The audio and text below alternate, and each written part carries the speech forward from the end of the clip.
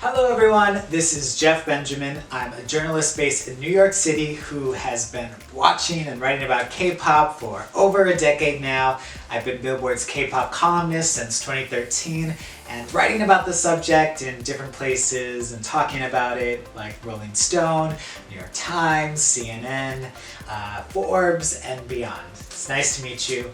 This is a really special year, not just because it's been a great year of music and a really important year for K-pop's crossover in the global market, but also in the different ways that we've been able to come together, even though there's been a difficult situation due to the global pandemic. Today, I'm going to be introducing you guys and talking with a couple experts across the world who have been involved in K-pop, whether that's been on the media side, the production side, the songwriting side, all different kinds of ways to give you a truly global look at where K-pop is today and how K-pop has mattered in the global market in 2020. So, should we meet some of our guests? Hi, my name is David Amber, and I am a songwriter and a music producer. Hi, I'm Mayu Akisaka. I'm a singer-songwriter from Japan, and I've been very, very blessed and honored to be a part of K-pop culture. I've been writing K-pop music with my friends, and I got to see great videos of my songs, so I am so happy to be answering some questions today. I'm Andreas Zilbert. I'm a Swedish songwriter and music producer. My name is Danny Lee. I am the founder and chief agent at Asian Agent. Here at Asian Agent, we work with Eastern talent and companies for localization strategies in the West, and we also work with Western artists and companies for growth and exposure in the East. My first K-pop song came out in 2012 with a band called VIX. It was a song called Starlight, and after that song came out, I got really inspired to continue writing more songs and pursue a career within K-pop songwriting. I felt I had a lot of musical freedom to do all my ideas and use my musical background within jazz to create interesting songs with layers of colorful chords, hooky melodies, and big vocal arrangements. And I found that within K-pop, very dedicated fans open to different musical ideas and genres. K-pop is so exciting, it's so fun, the songs are so good, the artists are so, personalities are so good, and there's just so much talent there that... I have to say, I'm always impressed and amazed how well they sing in foreign language. I can't imagine how difficult it is, or it's supposed to be, but they always come prepared. They do a great job in the studio. The K-pop artists that I worked with are one of the most amazing, hardworking, charming, the most polite artists I've ever worked with. I think the characteristic of the K-pop girl groups is that there are layers of the characters. Some girls are swaggy rappers, some girls are excellent dancers, some are R&B based, some are clear pop vocal. So these differences make one group very, very unique in its own sense. So I guess the layers of character. And another thing that I noticed is since they have been training ever since they are very young, I kind of feel the sisterhood or togetherness in the group. They're supporting each other, they're together. So that probably make us want to support the girls too.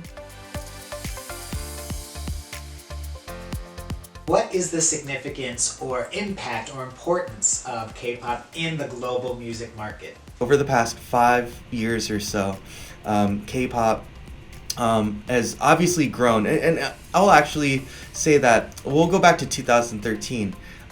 So about 8 years ago, when Psy and Gangnam Style really became this global phenomenon.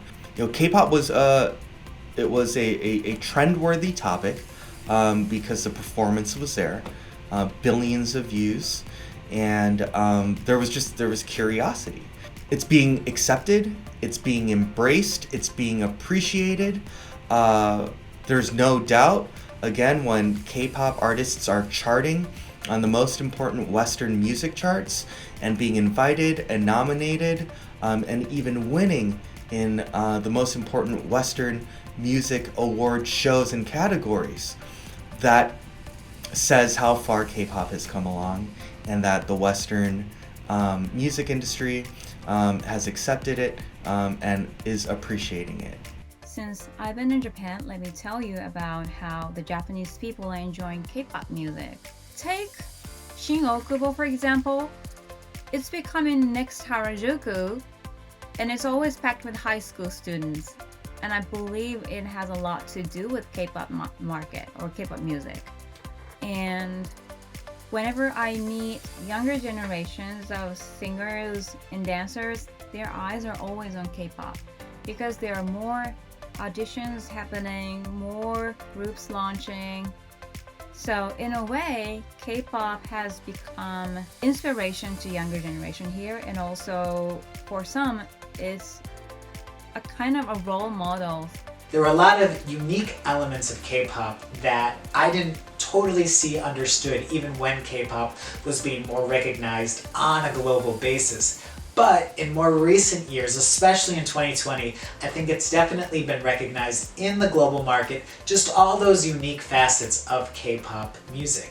Not only are we finally seeing K-pop albums sold in mainstream general stores like Barnes & Nobles and Target and Walmart, but we're seeing different ways of brands and media looks just trying to incorporate K-pop into their overall strategy and trying to give it the same platforms and the same recognition that maybe it would give other artists or other celebrities in that same way. We are seeing K-pop stars on the cover of magazines, we are seeing them in ads, we are seeing them included as part of the conversation.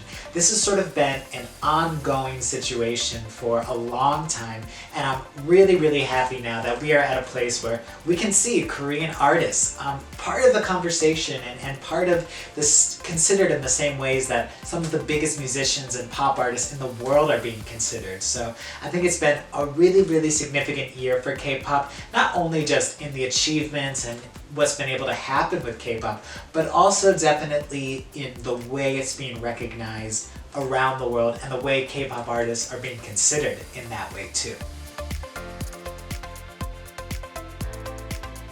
I think a really, really big part of why we were able to see groups and K-pop acts really be able to truly show their popularity and their significance in the US market in 2020 was definitely thanks to a lot more greater partnerships and a lot more greater collaboration in the overall industry.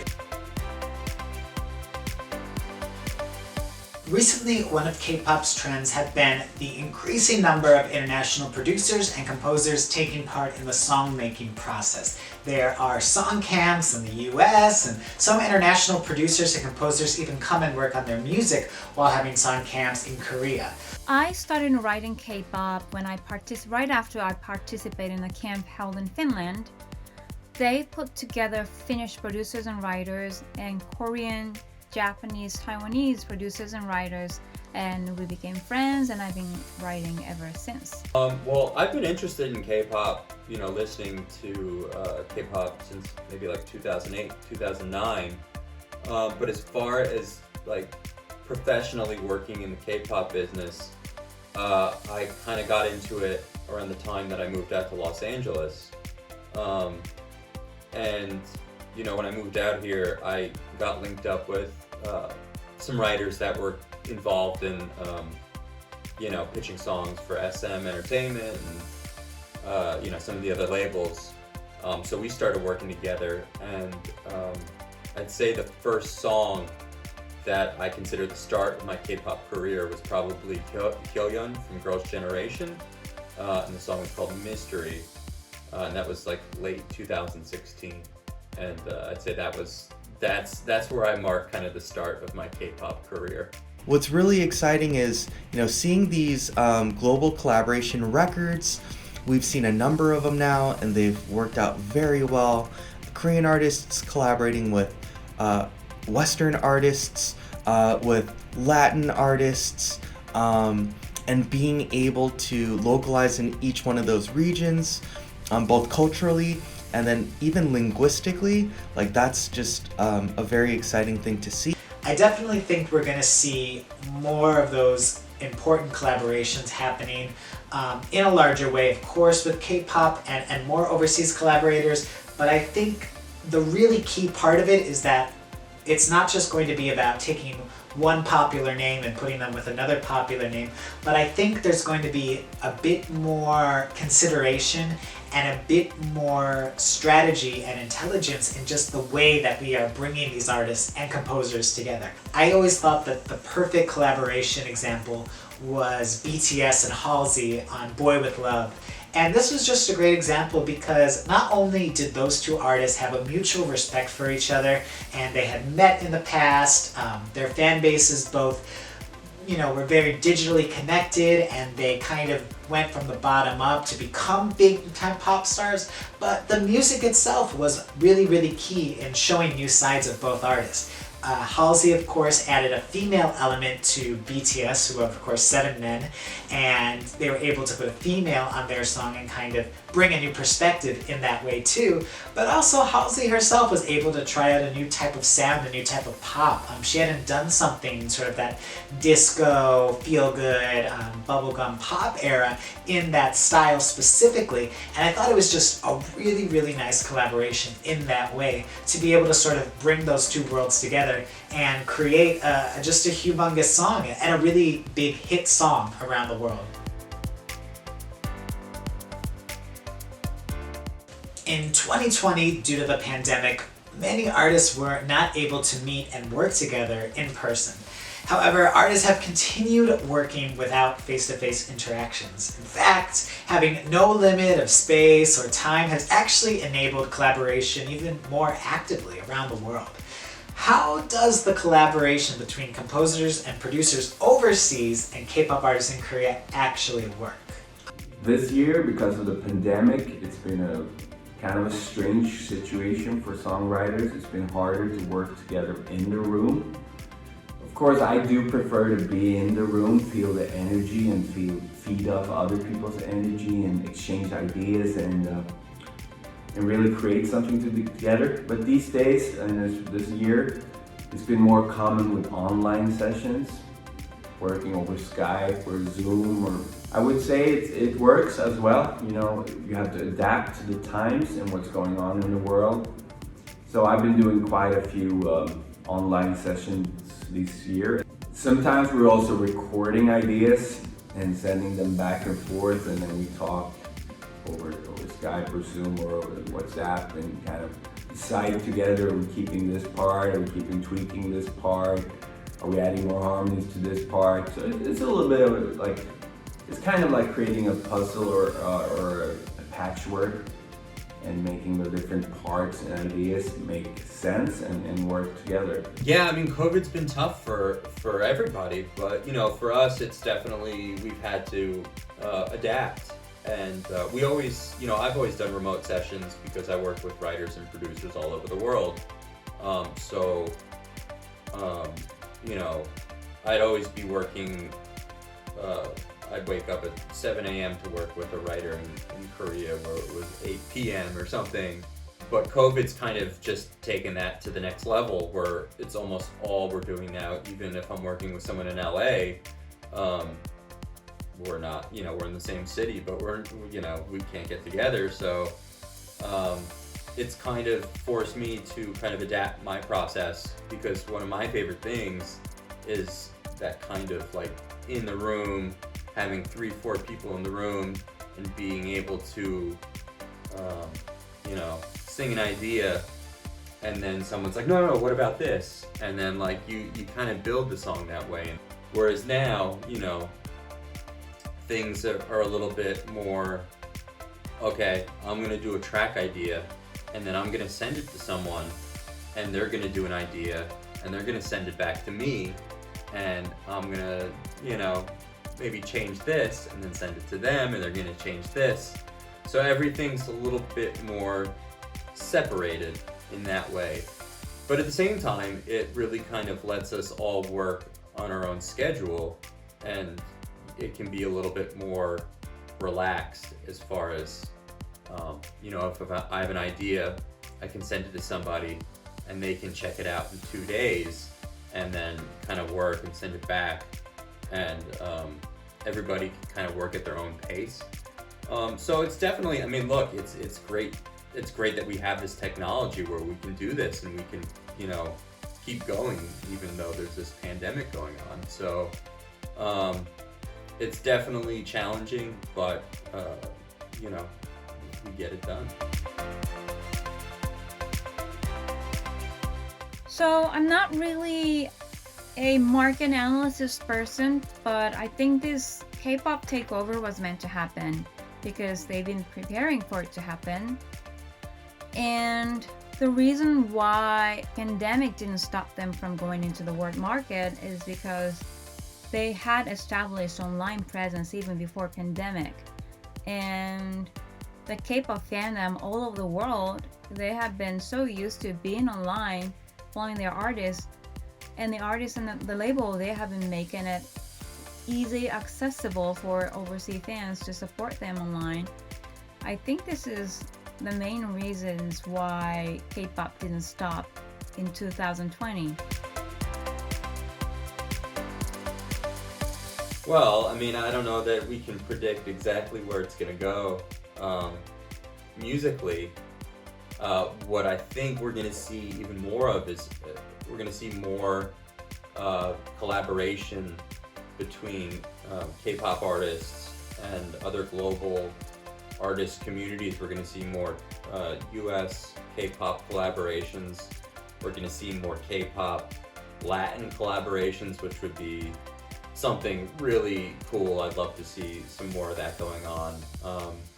You know, more, hopefully some EDM crossover things with K-pop artists. Yeah, really just more of this kind of blend of everything kind of just meshing together even more so than it is in 2020. I think it's going to be really interesting to see the different crossover collaborations we get from different artists. And then beyond that, I think I'm just excited to see more groups break through and more groups continuing to have so much success, you know, even more than, you know, that these groups have already had. It's going to be exciting to see.